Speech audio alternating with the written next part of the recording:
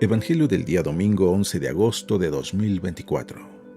19º domingo del tiempo ordinario. Lectura del Santo Evangelio según San Juan, capítulo 6, versículos del 41 al 51.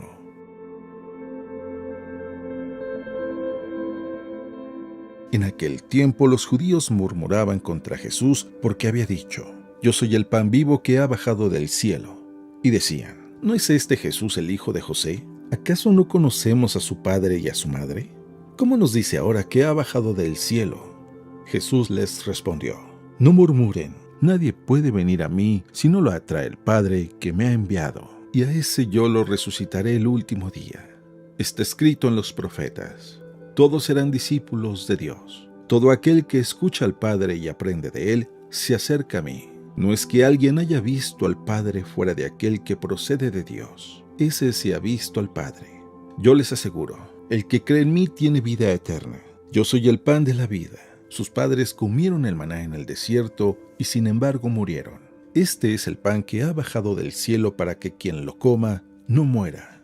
Yo soy el pan vivo que ha bajado del cielo. El que coma de este pan vivirá para siempre. Y el pan que yo les voy a dar es mi carne para que el mundo tenga vida.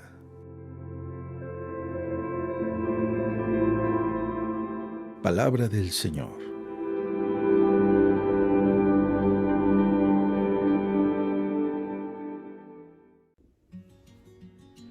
Muy buenos días. El día de hoy ya es domingo y el Evangelio nos va a hablar precisamente de la importancia de la Eucaristía. Y nada más y nada menos que es el mismo Jesús quien habla de que su cuerpo es verdadera comida y su sangre es verdadera bebida. En aquel entonces esas frases causaron mucho escándalo y mientras las personas más y más querían entender, más y más se confundían, hasta el grado que la próxima semana vamos a leer cómo todo mundo lo abandona, quedando solamente el pequeño grupo de los 12 de los discípulos. Y es que es algo tan curioso porque en un mundo tan lleno de hambre y sed de amor, yo creo que poco deberíamos de tratar de racionalizar o de cuestionar y más deberíamos de tratar de buscar, sentir o experimentar el amor. Y no se trata de un emocionalismo porque el sacrificio de la Eucaristía va mucho más allá de una simple emoción o sentimentalismo, sino que va en la dirección de una convicción, que es precisamente lo que a este mundo más le hace falta. Pero sin entrar todavía de lleno a la reflexión del Evangelio, te invito a que lo leamos y presta mucha atención en las palabras que este Evangelio emplea para referirse a cómo la gente empezó a distorsionar el mensaje de Jesús y las afirmaciones tan radicales que Jesús hacía sobre el alimento que Él les estaba dando. Dice así: En aquel tiempo, los judíos murmuraban contra Jesús, porque había dicho: Yo soy el pan vivo que ha bajado del cielo. Y decían: ¿No es este Jesús, el hijo de José? ¿Acaso no conocemos a su padre y a su madre? ¿Cómo nos dice ahora que ha bajado del cielo? Jesús les respondió: No murmuren, nadie puede venir a mí si no lo atrae el Padre que me ha enviado, y a ese yo lo resucitaré el último día. Está escrito en los profetas: todos serán discípulos de Dios, y todo aquel que escuche al Padre y aprenda de él, se acerca a mí. No es que alguien haya visto al Padre fuera de aquel que procede de Dios, ese sí ha visto al Padre. Yo les aseguro que el que cree en mí tiene vida eterna. Yo soy el pan de la vida. Sus padres comieron el maná en el desierto y sin embargo murieron. Este es el pan que ha bajado del cielo para que quien lo coma no muera. Yo soy el pan vivo que ha bajado del cielo. El que coma de este pan vivirá para siempre, y el pan que yo les voy a dar es mi carne, para que el mundo tenga vida. Wow. Son palabras muy fuertes. Y pudiéramos adentrarnos a esta, pudiéramos decir, exégesis o tratar de entender este discurso de Jesús desde muchos aspectos, desde el aspecto teológico, desde el aspecto antropológico e incluso desde el aspecto gramatical, porque la forma literaria en la que Jesús está hablando es de una radicalidad contundente. Al utilizar un ejemplo, Él explica una realidad. El ejemplo que Él utiliza es del maná, que los padres, los antiguos judíos comieron en el desierto y sin embargo murieron. Jesús, al utilizar ese ejemplo, habla de la realidad del verdadero pan que Él va a dar, su cuerpo, su sangre. Algo que también nos debe de captar mucho la atención es de que este evangelio empieza diciendo que los judíos murmuraban. Y esa palabra que 2 veces aparece en este evangelio es la misma palabra que en el Antiguo Testamento se emplea para decir que los judíos murmuraban contra Moisés. Parece que si leemos detenidamente el evangelio, lo que los judíos están dudando no es tanto a que Jesús se presente como el pan de vida, sino a que incluso está diciendo que Él viene de Dios. Y ahí es donde dicen, pues ¿no es este el hijo de José? ¿No está su padre y su madre entre nosotros? ¿Por qué dice que ha bajado del cielo?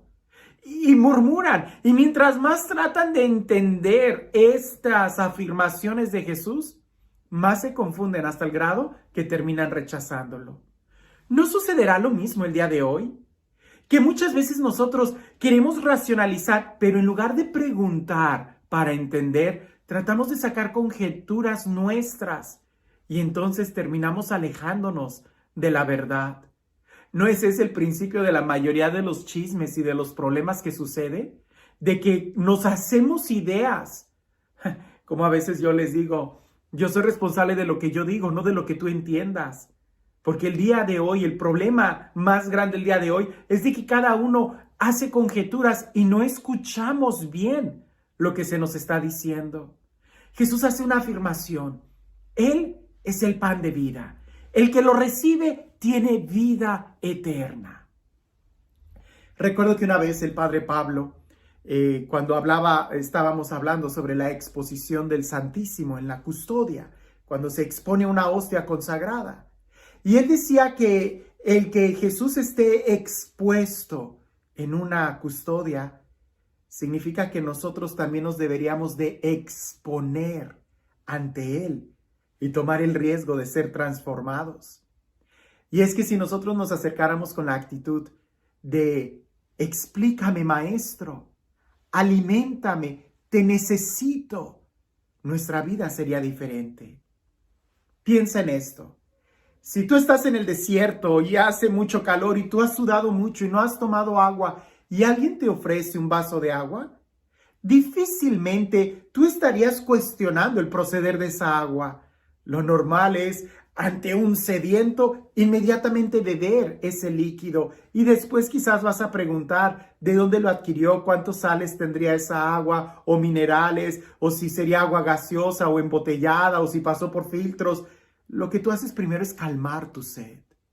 Es mucho más fácil entender y racionalizar nuestra fe cuando tenemos la experiencia. Por eso, ante el milagro de la Eucaristía, ve con humildad, ve con necesidad. Acércate como alguien que tiene hambre de la vida eterna. Y una vez que seas saciado, como el mismo Jesús lo dice, entonces podremos entender y dar razones profundas de por qué Jesús decidió quedarse en este sacramento. Yo recuerdo en una ocasión cuando estaba enseñando catecismo, era seminarista y yo me sentía muy buen catequista, ¿verdad? Yo creo que al lado de Ripalda me quedé peor, porque yo les decía a los niños, repitan después de mí, el pan se convierte en la carne de Jesús y el vino se convierte en la sangre de Jesús. Y ahí los tenía repitiendo. Después de que el sacerdote pronuncia las palabras de la consagración, el pan se convierte, y todos los niños, en la carne, y el vino se convierte en la sangre. Hasta que un niño levanta la mano y me dice, seminarista, ¿y qué parte de la carne se convierte la hostia? Y en ese momento yo dije, oh no, yo estoy muy lejos. Dije, no, no es carne, no es un filete de carne, es la persona de Jesús. Y si nosotros nos acercamos sabiendo que es Jesús mismo a quien comemos como pan, la invitación es a que nosotros nos convirtamos en pan para que los demás también se alimenten de nosotros. Es convertirnos en Jesús o dejar que Él tome posesión de nosotros. Y como diría San Pablo, ya no seremos nosotros los que vivamos, sino Cristo el que vive en nosotros. Pasar y comulgar el cuerpo de Jesús, pasar y comulgar el pan de vida eterna, es precisamente tener vida, tener amor, ser pan para que otros puedan alimentarse de nosotros. Pero ¿los demás se alimentan de nosotros? Si no, entonces más que pan, pareceríamos cactus o una piedra, porque nadie le da una mordida a un cactus con espinas. Si nosotros dejáramos reinar a Jesús en nuestra vida, si en verdad comulgáramos queriendo tenerlo en nuestro corazón, entonces toda nuestra vida sería diferente. Comerlo es convertirnos en Él, es dejar que Él nos dé su vida, que Él nos moldee desde nuestro interior, para que entonces podamos tener una comunión con Dios y con nuestros hermanos. El día de hoy, tristemente, se está pensando que la comunión es muy personal, es entre Dios y cada uno de nosotros. La forma en como nosotros amamos a Dios es amando a nuestro hermano. Si se llama comunión es porque nos une unos a otros en la unión que tenemos con Dios. Sin dudarlo, Jesús es el pan de vida. Y en cada Eucaristía, así como desde el primer momento del cristianismo, nosotros nos seguimos acercando al altar, donde es el mismo Jesús quien se da a nosotros como alimento. Y este Dios, el Dios del amor, el Dios de la vida, el Dios de la paz, el Dios que hace nuevas todas las cosas y que se entrega a nosotros mismos incluso de la forma más sencilla, como en un pan consagrado, que sea Él quien el día de hoy nos bendiga, en el nombre del Padre, del Hijo y del Espíritu Santo. Cuentan por ahí una anécdota, me parece que es del obispo Alfonso Hinojosa, ya de feliz memoria. Este obispo solía, después de comer, de tomar los alimentos del mediodía, él solía ir a la plaza que estaba enfrente de la catedral y sentarse allí. Y dejar que la gente pasara, lo saludara y tener cualquier diálogo casual con los que por ahí transitaban en el centro de la ciudad. Había un pastor protestante que trabajaba muy cerca de ahí, me parece que en alguna oficina de gobierno, y al darse cuenta que el obispo siempre estaba ahí, tenían un diálogo. Y en ese diálogo discutían mucho sobre la Eucaristía.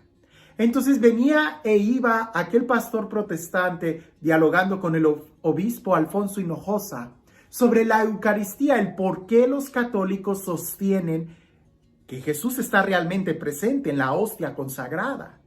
Y el obispo, siendo una persona tan educada, le explicó de todo a todo, desde el aspecto antropológico, desde el aspecto litúrgico, desde el aspecto histórico, desde el aspecto sacrificial, desde los sacrificios del Antiguo Testamento, la antigua alianza y cómo todo esto se va tomando una dimensión y una realidad precisamente en la cena pascual que Jesús realizó con sus discípulos y cómo el mandato bíblico se ha continuado hasta el momento actual. Incluso también lo explicó de manera filosófica, metafísica, lo que es la transubstanciación y todos los aspectos. A tal punto que el pastor protestante ya no tenía más preguntas. Y cuentan que en aquel entonces el sagrario se encontraba atrás del altar en la catedral de Ciudad Victoria. Y aquel pastor que estaba en medio de la plaza podía ver a través de las puertas abiertas de la catedral el sagrario que estaba al fondo. Y él, contemplando el sagrario por algunos instantes en silencio, El obispo, mientras tanto, estaba pensando en su interior: ya lo convertí, ya le expliqué todas las dudas que tenía, ya le aclaré todas las dudas, entonces ya no le queda más que aceptar la fe y la verdad. Y el pastor protestante que estaba mirando el sagrario allá dentro de la catedral, voltea y le dice al obispo: ¿sabe? Casi me convence. Y el obispo abre los ojos y dice: ¿y ahora qué pregunta va a tener? Y dice: casi me convence porque todo me quedó claro bíblicamente, filosóficamente, históricamente, litúrgicamente, todo me quedó claro. Pero hay algo que no entiendo. Si es verdad que ustedes los católicos creen que Jesús está presente en cada sagrario, en cada hostia consagrada, ¿por qué la catedral está vacía? Él le dijo al obispo: si yo creyera que Jesús estuviera ahí, trataría de visitarlo todos los días, por lo menos 1 hora. Cuando viene mi artista favorito a cantar a la ciudad, yo hago todo lo posible para ir. Compro un boleto y pido permisos de todo a todo para estar en el concierto. Si Jesús estuviera ahí, yo dejaría todo, sin dudarlo, para estar por lo menos 1 hora diaria. Dicen que el obispo no supo qué responderle, pero que ciertamente a partir de esa experiencia, él dedicó muchas de sus homilías a enfatizar en la importancia de ir y orar frente a Jesús Eucaristía. Cuando tú estás frente a Jesús Eucaristía, cuando lo recibes, cierra tus ojos y contempla lo que sucede en tu corazón, porque tu corazón late de manera diferente cuando estás cerca de alguien que sabe que te ama. Que tengas un excelente día.